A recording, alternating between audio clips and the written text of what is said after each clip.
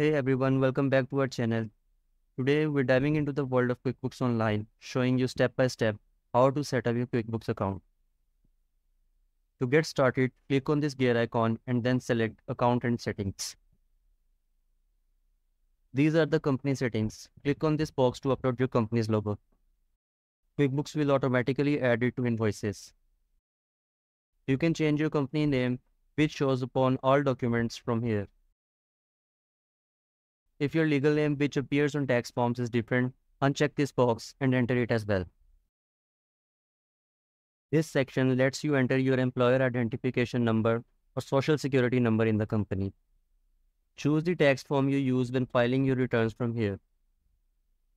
You can also record what industry your business is in this field. You can enter your company's email in this field. When you send something to your customers, it will usually include your company email. But if you have a different email you'd like customers to contact you at, uncheck this box and enter it in the customer-facing email field.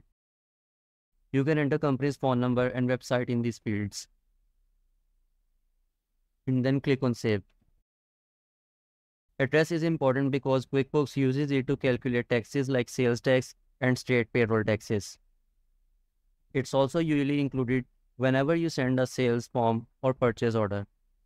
If you want customers to send payments or write back to you at a different address, uncheck this box and enter your customer-facing address.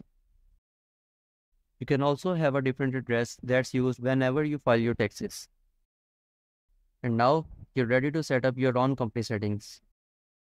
If you found this video helpful, don't forget to hit like button and subscribe to our channel for more business tips and tricks. As always, thank you for watching.